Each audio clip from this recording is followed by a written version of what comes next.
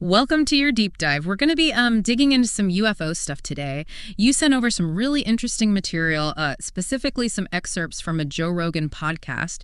It's with Jeremy Corbell, and I'm sure you know him. He's a pretty well-known UFO researcher. Yeah, he's done some fascinating work. Yeah, so in this episode, he really gets into some of the more recent developments in the UFO world. And it's, it goes way beyond just blurry lights in the sky. We're talking government secrecy, the possibility of reverse engineering programs, and even some potential health impacts from close encounters. Pretty wild stuff. Right. So are you ready to dive in? Absolutely. Let's do it. Okay, great. So one of the things that really struck me is how Corbell strategically used the release of that military filmed UFO footage, to kind of force the Pentagon's hand. Right. He basically compelled them to acknowledge these UFOs. Yeah. Which I think really marked a significant shift in how seriously this topic is being treated. Yeah, it's like they just couldn't keep brushing it under the rug anymore. Exactly. It used to be all grainy photos of flying saucers, but now we're getting these reports and they're getting much weirder. Oh, yeah. Corbell talks about military personnel describing all kinds of shapes, spheres, cubes, pyramids. He even mentions jellyfish-shaped objects being fired upon in active war zones. It's crazy. It really is wild. Yeah. And I think that diversity of shapes really suggests that we're dealing with something incredibly complex. Yeah. We really have no idea what we're dealing with. And the fact that there are these reports of these objects being engaged militarily, Right. that raises some serious questions about their capabilities and, where they originate. It's unsettling, honestly, to think about. Yeah. And it's not just our skies that seem to be getting crowded. Corbell hints at underwater UFO activity, too. Right. And the government, of course, is being very hush-hush about it. Oh, of course. Yeah, the concept of these transmedium craft, these objects that can move between air, space, and water seamlessly. Right, yeah. This has been discussed in UFO circles for a long time. It's almost hard to even fathom the kind of technology. Yeah, imagine the kind of technology that would require. Right. I mean, it could be something so advanced that it's beyond our current understanding of physics. Absolutely. Okay, so we've got objects in the sky, we've got objects in the water. Now let's throw in element 115 just for fun. Right. You can't have a UFO conversation without mentioning Bob Lazar. Right. Corbell gives us some updates on Lazar's claims about, working on reverse engineered alien tech, and specifically this element 115 as a potential fuel source. It's fascinating considering that element 115, which was once just a theoretical element, right, has now been scientifically confirmed. Yeah. It's this super heavy element that they've created in a lab. Yeah. And while Lazar's story is often met with skepticism, right, it's definitely food for thought. It is. It definitely raises more questions than it answers. And then Corbell also talks about a study that found brain damage in individuals who have had close encounters with UFOs. Yeah. What are your thoughts on that? It's a really concerning finding because it suggests that the technology behind these objects, whatever it may be, it could be having these unintended biological consequences. Yeah. It just adds another layer of complexity to trying to understand what kind of impact UFOs might be having on humans. Right. It seems like both Corbell and Rogan in this episode are really pushing for more, serious, rigorous scientific investigation into UFOs. They're advocating for more transparency and just open dialogue, which I think is a step in the right direction. Absolutely, yeah.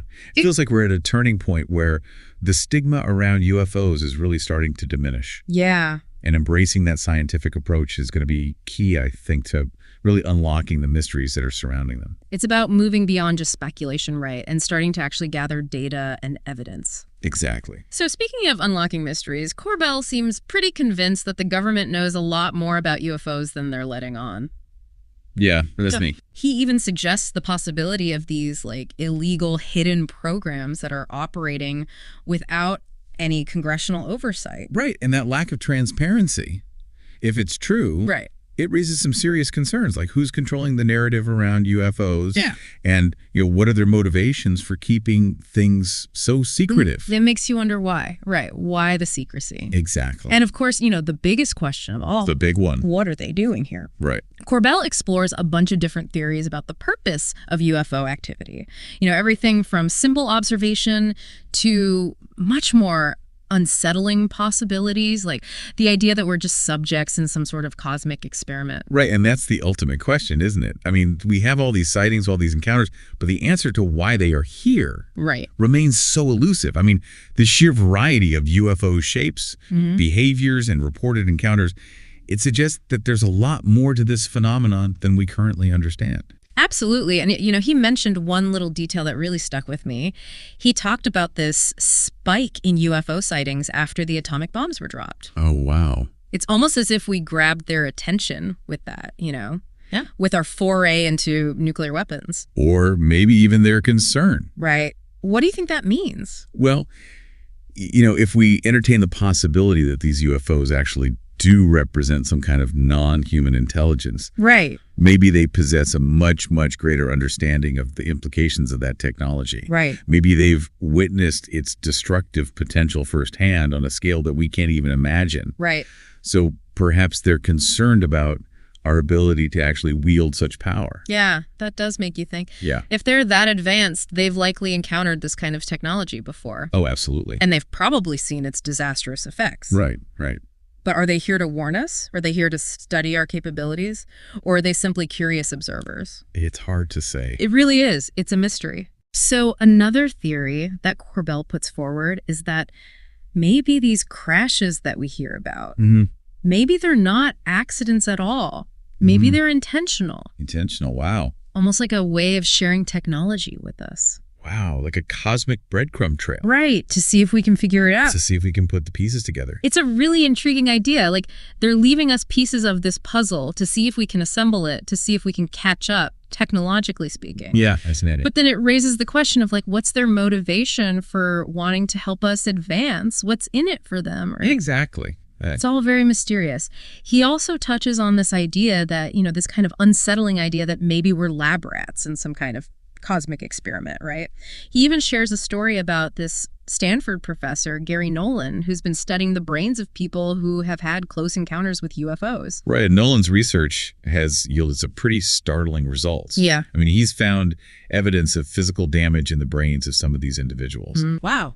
And often in areas that are associated with, like, intuition and decision-making. That's concerning. It really is. It's concerning. Yeah. Because if these encounters are causing actual physical harm, it raises all sorts of ethical questions, about consent, about the potential risks involved. I mean, are we unwitting participants in some grand experiment that we don't even know about? And if so, Right. What could be the goal? What's the point? Exactly. It's wild stuff. And I think it really highlights the need for, further investigation, especially into the biological effects of these encounters. Absolutely. We need to understand what we're dealing with and how to potentially mitigate any risks. Right. Right. Absolutely.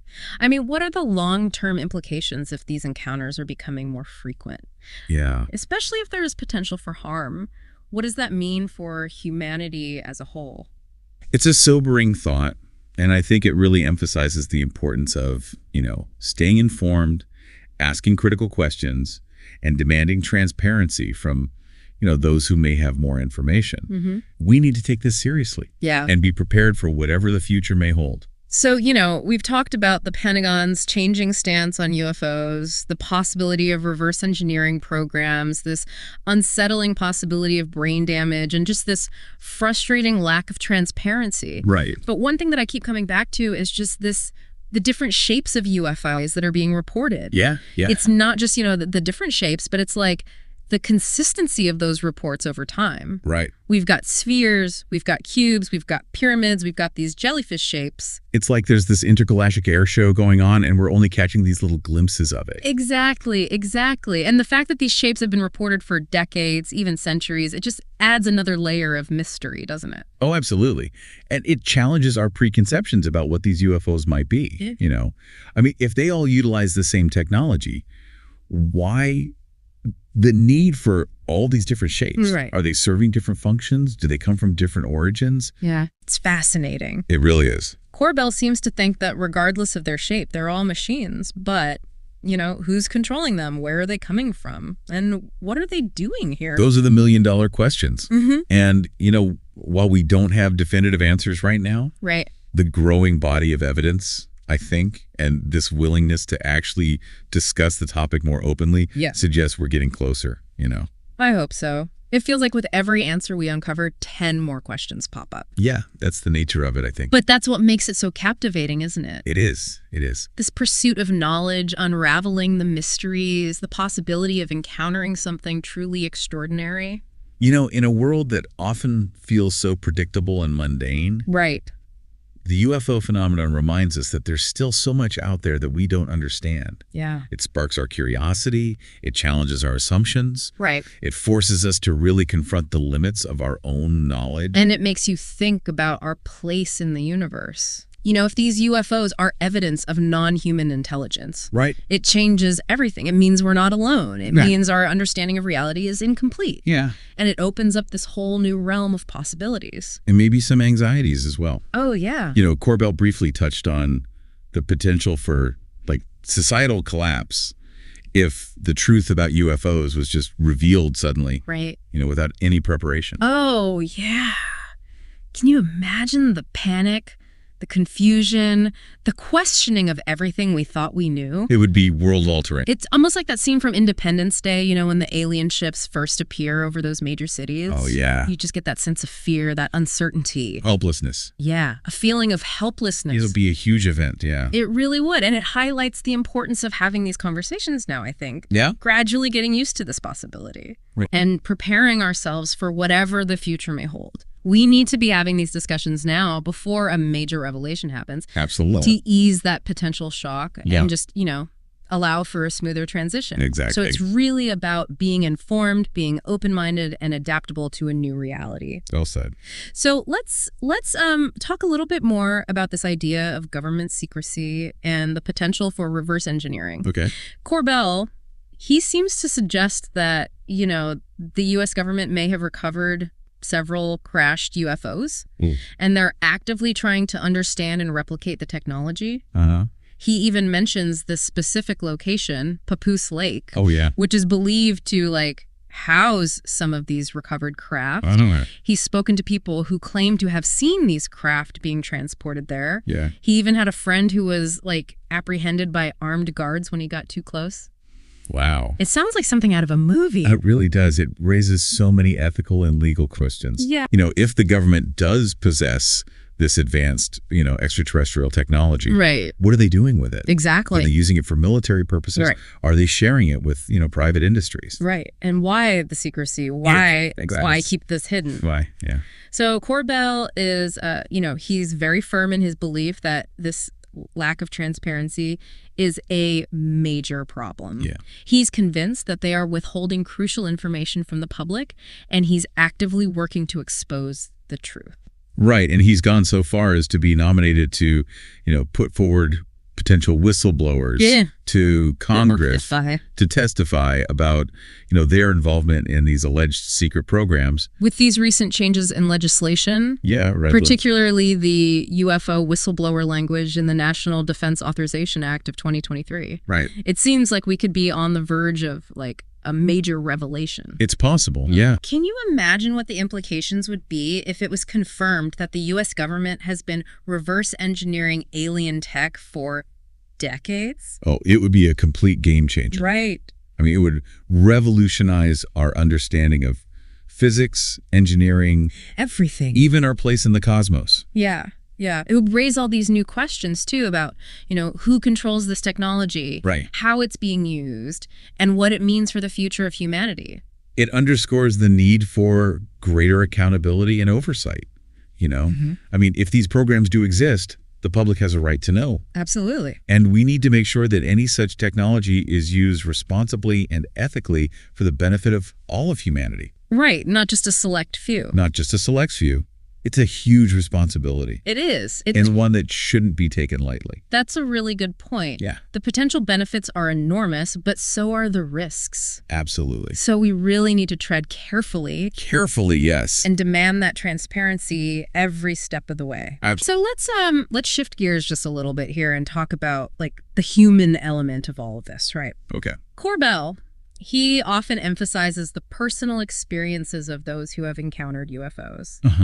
And he really stresses the importance of listening to their accounts. Right. Even if initially they seem kind of unbelievable. Yeah. He's interviewed countless witnesses from, military pilots to everyday citizens. He's good at it too. And he's become very adept at kind of discerning genuine accounts from those that might be fabricated or just misinterpretations. Right. He's got that experience. Yeah. He even shared his own experience, with Rogan and Brian Redband, where they all witnessed this glowing, pulsating object performing these incredible maneuvers in the sky. Wow. And, while it's easy to just dismiss these accounts as hallucinations or hoaxes, Corbell's approach is one of empathy and open-mindedness. Yeah, I like that. He recognizes that these encounters can be really unsettling, even traumatic, and he really believes that silencing witnesses only perpetuates this stigma surrounding the UFO phenomenon. Yeah, it makes sense.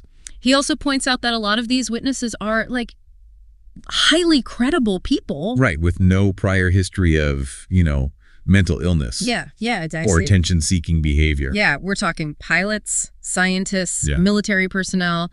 These are people who are trained to observe and report accurately. Right. And yet their experiences are often met with ridicule and disbelief.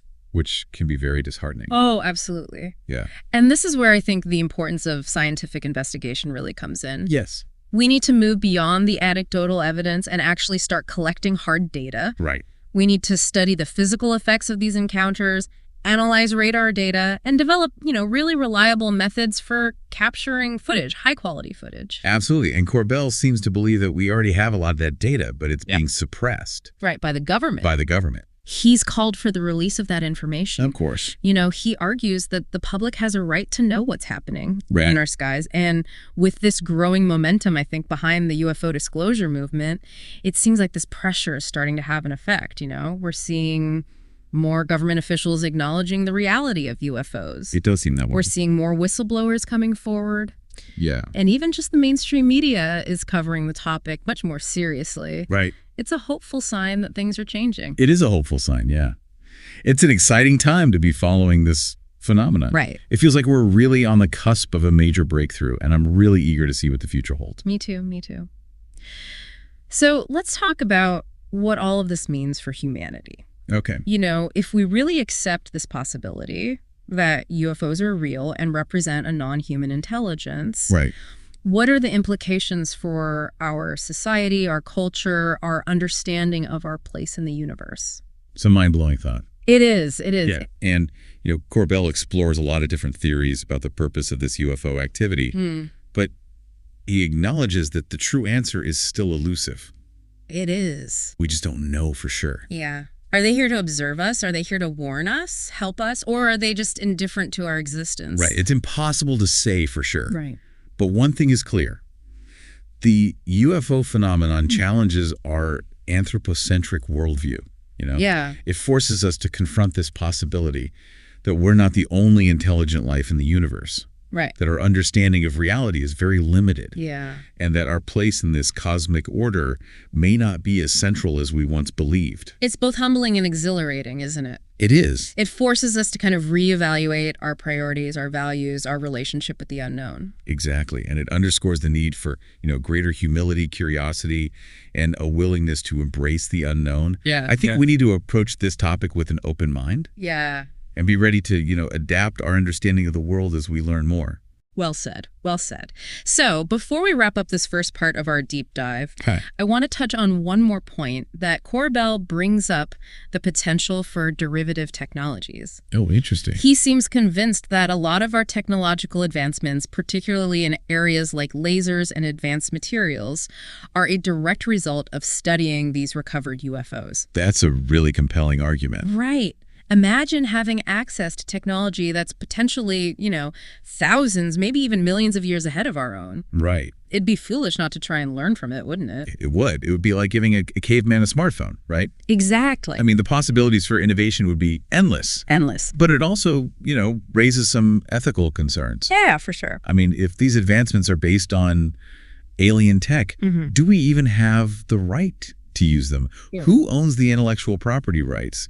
And what are the long-term consequences of, playing with technology that we don't fully understand? Those are great questions. Yeah. And it speaks to the need for, a much larger conversation about the ethics of reverse engineering, particularly when it comes to technology that may not be of human origin. Exactly. It's a discussion we need to be having now. As we delve deeper into this phenomenon. Right. And we also need to consider the impact on society as a whole. Yeah, what happens when technologies that were once considered science fiction suddenly become reality? Right. How do we adapt our laws, our institutions, even our belief systems to accommodate these advancements? That's a lot to consider. It really is.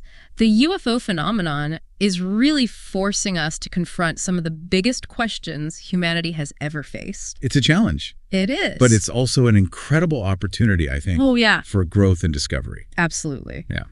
So we'll wrap up this first part of our deep dive there. Okay. And in part 2, we'll go even deeper, and we'll look at the specific evidence that Corbell has presented, including the footage, the eyewitness accounts, and the scientific research that kind of supports his claims. Can't wait. Stay tuned for more. Okay. Welcome back to your deep dive into the world of UFOs. In the last part, we talked about some of the broader aspects of the phenomenon, like government secrecy, and those potential implications for humanity. But I think it's time now to kind of shift our focus and actually examine some of the specific evidence. The really good stuff. Yeah, exactly. The stuff that Jeremy Corbell has brought to light. He has amassed a collection, hasn't he? Oh, he really has. I mean, it's not just eyewitness accounts. Right. It's radar data, it's military footage, government documents. It's like he's creating this giant tapestry of information, to try to piece this puzzle together. And I think that's what makes his work so compelling, right? He's not relying on just one type of evidence, but he's connecting these multiple threads to create a much more comprehensive picture. Yeah, and I think a good place to start might be that military footage that he's released. Oh, absolutely. Yeah, we touched on the gimbal video earlier, where you see that tic-tac-shaped object rotating in midair. It's bizarre. And just to remind everyone, that footage was captured by a Navy FA-18 fighter jet. Using their targeting system. Yeah, using a very sophisticated targeting system. And the object in the video, it's clearly moving in ways that they defy our understanding of aerodynamics. Yeah. And to make things even more intriguing, Corbell claims that there's actually 4 more minutes of footage that the government hasn't released. Oh, really? Yeah, showing multiple craft in this V formation. Why are they holding back? What do you think? It's frustrating, isn't it? Yeah. I mean, we have this incredible footage, and it's been confirmed by the Pentagon as genuine. Right. But we're only seeing this tiny little snippet of what was actually captured. Right. Do you think they're, worried about revealing too much about our own technology? Possibly. Or maybe they're just concerned about, public reaction to such compelling evidence. It's hard to say for certain what their motivations are. Yeah. But even the footage that Corbell has released is pretty mind-blowing. Oh, it is. Take the black and white video from the USS Omaha. Oh, yeah. Where you see that spherical object descending into the water. Right. I mean, it doesn't look or move like any known aircraft. It's really strange. It's bizarre. And that's the one that the military believes could be a transmedium craft, right? That's right, yeah. This object that's capable of transitioning between air and water seamlessly. I mean, they even sent a submarine to look for it, which seems a little excessive. It does, doesn't it? I mean, even if you're taking it seriously. Yeah, imagine being on that submarine crew, right, searching for something that, defies conventional explanation. It's wild. It really underscores how seriously they're taking this. And then, there are those still images from the pilot's cell phone. Oh, yeah. Showing that triangular-shaped object hovering in the sky. Those were really clear. They were very clear. I mean, you could really see. Yeah, and Corbell had those analyzed by experts. Right. Who concluded that, they couldn't be explained by any known aircraft or any known atmospheric phenomena. Yeah. So, it's hard to argue with that kind of analysis. And then there's all that radar data. Oh, yeah. That he's uncovered showing these objects moving at incredible speeds. Yeah. Sometimes faster than the speed of sound. But here's the thing. They're doing it without creating a sonic boom. That's the part that really gets you thinking, right? Yeah. Because it suggests this level of technological sophistication that's just, it's far beyond anything we've ever achieved. Right. It challenges our understanding of physics. Yeah.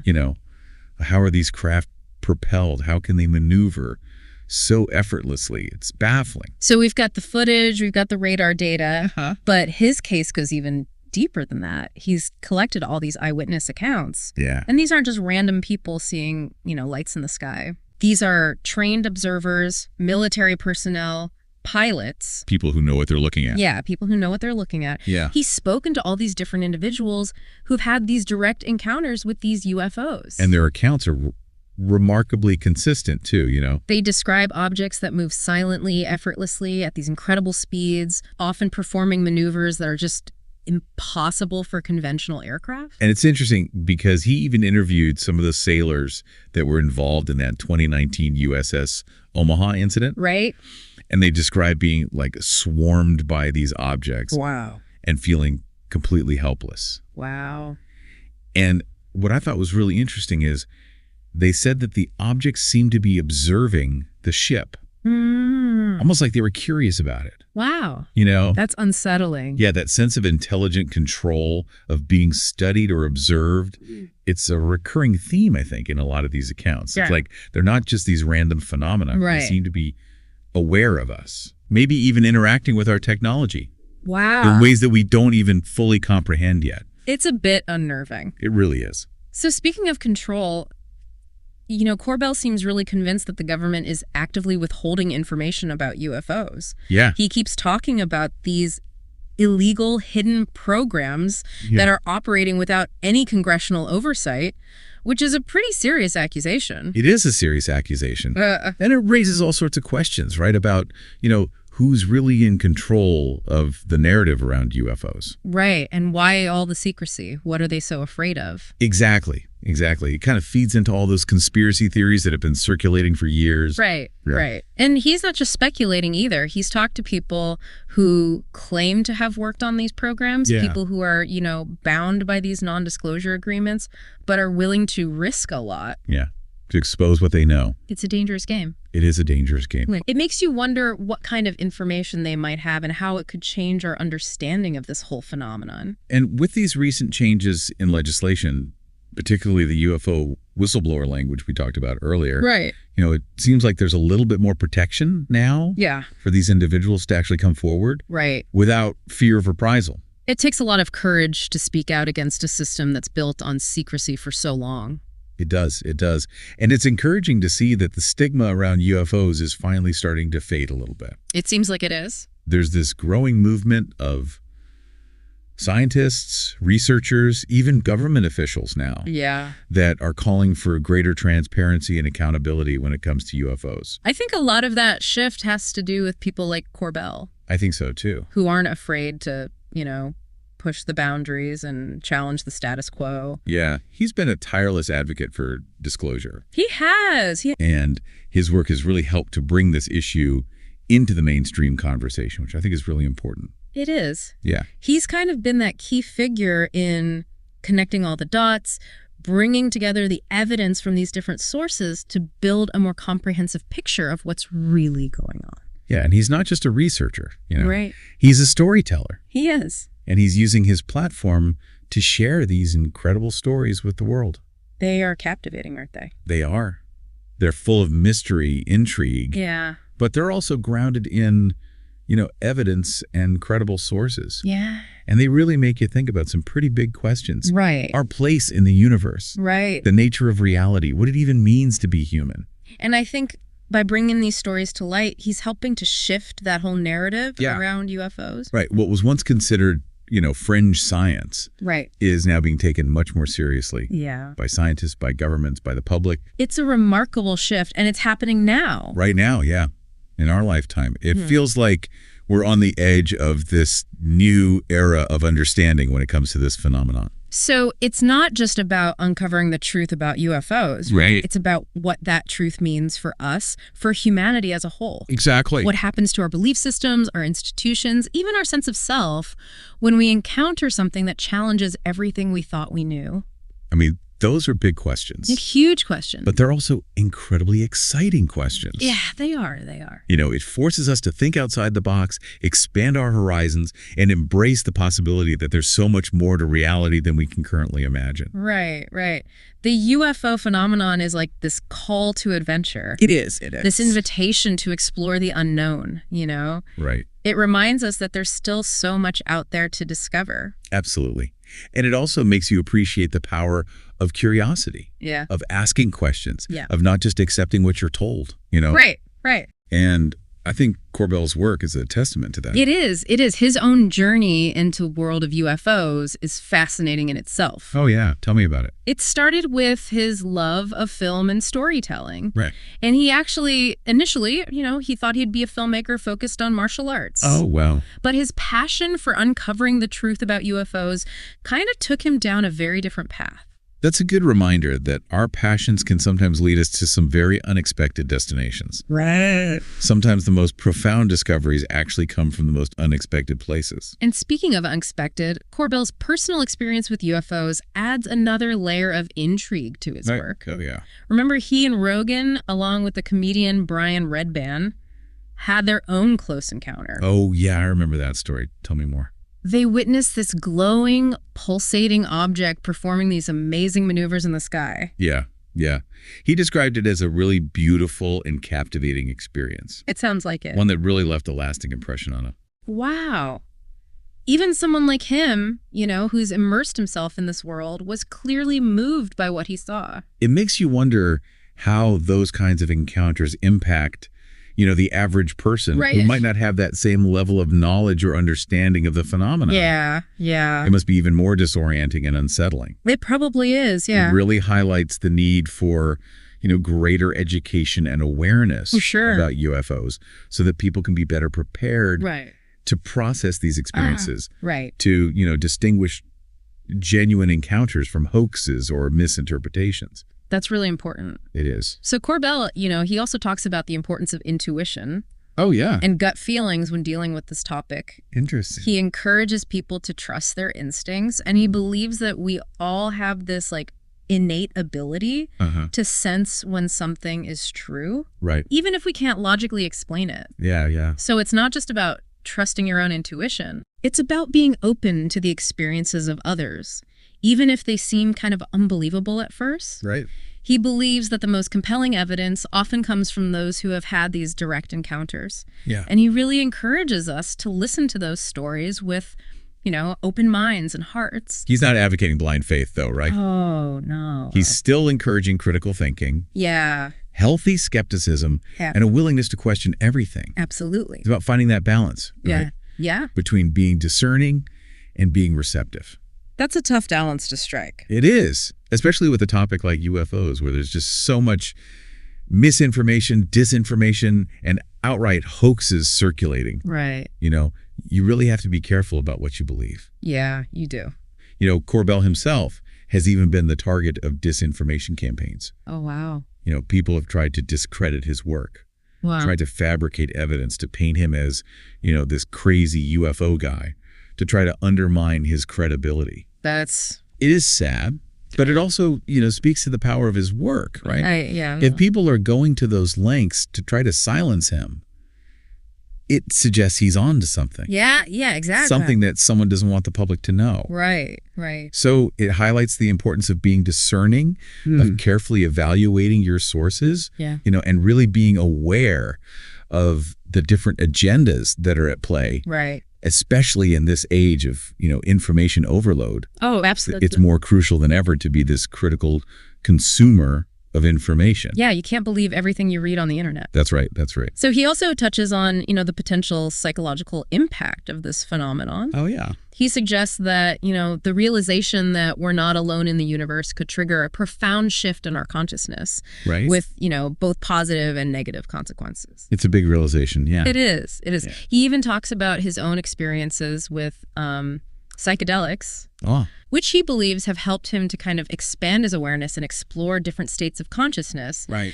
And while he doesn't necessarily, endorse drug use, he does acknowledge that those experiences have really impacted his understanding of the world and his place in it. Yeah, it's interesting. It is. It is. And I think it's a good reminder that there are many paths to knowledge and understanding. Yeah. And sometimes the most unconventional approaches can lead to some pretty profound insights. Right. Maybe to really grasp the implications of this phenomenon, we need to be willing to step outside of our comfort zones a little bit. Right. Challenge our assumptions and explore new ways of thinking and perceiving.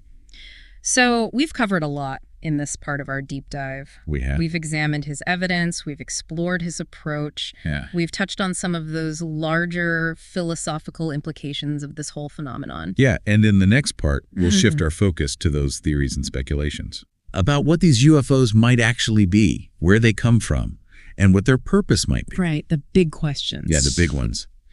And we'll delve into the potential impact of disclosure on society, on our culture, and our understanding of our place in the universe. It's going to be a wild ride. Buckle up. Okay, so we're back for the final part of our deep dive into the UFO phenomenon. We've gone through the evidence, talked about the government secrecy, heard some pretty amazing stories from people who claim to have encountered these unidentified objects. Now it's time to get into, well, the theories. The fun part. Yeah, the speculation. The really juicy stuff, you know? We've got all this evidence suggesting that something unusual is happening, but the big question still remains, what are we dealing with? Yeah. Where are these UFOs coming from, and what are they doing here? What's their purpose? The million-dollar questions. Right. And Corbell, you know, he doesn't shy away from those big questions. No, he doesn't. He presents a whole range of theories from, you know, the classic extraterrestrial hypothesis to, like, the possibility that we're looking at something completely different, something we haven't even considered yet. Right. He even brings up that idea that maybe we're all just part of some cosmic experiment, which is, I don't know, it's a little unnerving. Yeah, it's a bit unsettling. Yeah, to say the least. But it's a thought-provoking idea. Oh, it is. And he explores it, you know, in detail. Yeah. But let's start with maybe the most prevalent theory, the extraterrestrial hypothesis. Okay. What's the evidence that's out there that actually supports this idea? Well, I mean, for one, the sheer capabilities of these UFOs, right? Right. It's unlike anything we've ever seen. The speeds, the silent flight, the maneuvers, it just points to this level of technology that's so far beyond our own current capabilities. Right. It's hard to imagine, you know, another civilization on Earth that could develop such advanced technology without us knowing about it. And these sightings have been reported for centuries, even millennia, which just adds to the whole intrigue, you know? Yeah. Corbell talks about ancient texts and artwork depicting what appear to be flying machines, strange beings. And Right. while those accounts are definitely open to interpretation, Right. they do suggest that this phenomenon isn't exactly new. Right. Like it's been woven into the fabric of human history for a very long time, just kind of hidden in plain sight. Yeah, exactly. Hidden in plain sight. But if these are extraterrestrial, where are they coming from? You know, Corbell brings up Bob Lazar's claims about Zeta Reticuli, Oh, yeah. that binary star system. That's a popular one in UFO circles. It is. It comes up a lot. Do you give any credence to Lazar's story? I don't know. I mean, Lazar's claims are definitely controversial and, you know, they've been met with a lot of skepticism. Of course. But what's interesting is that Zeta Reticuli is a real star system. Yeah. And it's relatively close to us in astronomical terms. Relatively, yeah. So the idea that, you know, an advanced civilization could have developed there, it's not completely outlandish, right? Within the realm of possibility. It is. Yep. And then it makes you wonder, if there is life out there, what's it like? How do their societies function? Right. How do they view us? It's a lot to think about. It's a lot to process, yeah. And then you've got that unsettling correlation between UFO sightings and nuclear technology. Right. He does mention that. Yeah, he points out this spike in sightings after the atomic bombs were dropped. Right. And suggests that UFOs have been observed near nuclear facilities all over the world. Makes you wonder if they're, like, monitoring us. Right. You know, keeping an eye on our progress. Right. Maybe even concerned about our potential to destroy ourselves, you know? Oh, right. If there are this advanced species, maybe they've already learned those lessons, you know? Yeah, maybe they've seen it happen before. Exactly. They've seen it happen before. Maybe they see us, you know, teetering on the edge of disaster and they're trying to kind of assess the situation. Right. Are they here to warn us? Are they here to study our capabilities? It's hard to say. It really is. But it's definitely unsettling to think about them, you know, potentially watching our every move, especially when it comes to something as destructive as nuclear weapons. Especially that. He also brings up this possibility, you know, that those UFO crashes that we hear so much about, Yeah. maybe they're not accidents at all. Right. Maybe they're deliberate. Deliberate. Right, like they're intentionally leaving behind these pieces of technology. Almost like a cosmic breadcrumb trail, right? Right, a cosmic breadcrumb trail to see if we're able to understand it. Right, if we can utilize it. To see if we can figure it out. Almost like a test, you know? Like, are we ready for the next level? Right, for the next level of technological advancement. Right, or maybe even a way to kind of subtly nudge us, you know, in a certain direction. But what's the end game, right? Why would they want to help us advance? Exactly. It's all speculation, but it's, you know, it's fun to think about the possibilities. It is fun to think about. On a little bit of a more unsettling note, he also delves into the lab rat theory. Oh, yeah. The idea that we are being studied and analyzed, right, maybe even manipulated by forces that are completely beyond our understanding. Right. Like we're just subjects in this grand experiment, and we don't even know what the purpose is. Yeah, it's disturbing. It's a disturbing thought, yeah. But, I mean, think about it. Yeah. You know, we conduct experiments on animals all the time. Right. Is it that far-fetched to believe that something similar could be happening on a cosmic scale, but with us as the subjects? It does make you, like, look over your shoulder, you know? Right. Like, who or what is watching? Exactly. Challenges our perception of reality. All right. Our place in the universe. Yeah. So it's not just the extraterrestrial hypothesis, right? Right. He also explores other possibilities, like the interdimensional hypothesis. Ooh, yeah. Which suggests that these objects, they might not be coming from another planet, but from another dimension altogether. Right. Like they're essentially slipping in and out of our reality. That's hard to wrap your head around. It is hard to wrap your head around, especially because we don't have any real concept of what other dimensions might even be like. Right. Or what the rules of physics are in those realms. Are they coming through some kind of interdimensional portal? Or are we just completely misinterpreting what we're seeing? I mean, it really raises more questions than it answers. So many questions. And then there's the ultra-terrestrial hypothesis. Oh, yeah. Which is that these UFOs aren't piloted by aliens from another planet, but by beings that have always been here on Earth. Right, like they're living in these hidden underground cities. Yeah. Or underwater bases. I mean, it sounds like science fiction, but it does. It's a theory that's gaining some traction. It is, yeah. It kind of ties into those ancient myths and legends, you know? Right, about subterranean civilizations, hidden realms. You're like, maybe magic and mythology actually have some basis in reality, right?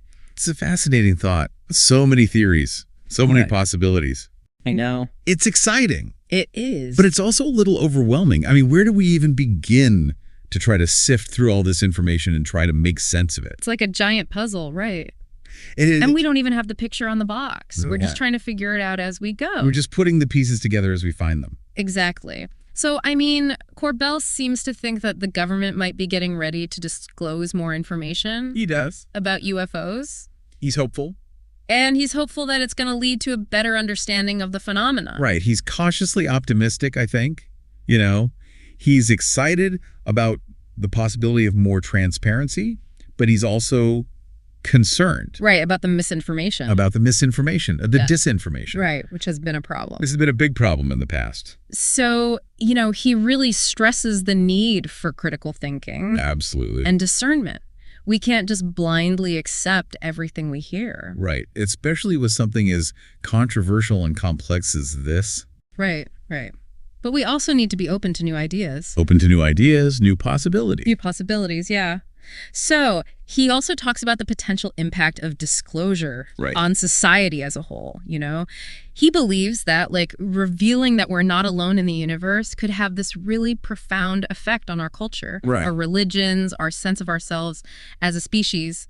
It would be a massive shift. Right. I mean, can you imagine, like, just the upheaval if we suddenly learned that everything we thought we knew about the universe was wrong? It could be chaotic. It would be chaotic, especially if the truth is more complex than we're ready for. Yeah, that's a valid concern. But I mean, it could also be a really positive thing, right? It could. It could lead to more cooperation between nations, maybe a sense of wonder and awe that we haven't felt in a long time. Right. A deeper appreciation for the fragility of life, you know? Right, a sense of interconnectedness. Yeah, it's fascinating to think about. It is. It really is. The phenomenon presents this unique paradox, you know? It's terrifying, it's exhilarating. Yeah. It's unsettling and inspiring all at the same time. It's all of those things. Yeah. And it really challenges us to confront the unknown. The unknown. And expand our understanding of reality itself. Exactly. And it reminds us that we're not the center of the universe, you know, right. that there are these forces and mysteries out there that are beyond our comprehension. Yeah. And it forces us to kind of, you know, reevaluate our place in the grand scheme of things. So I think Corbell's final message is really a call to action.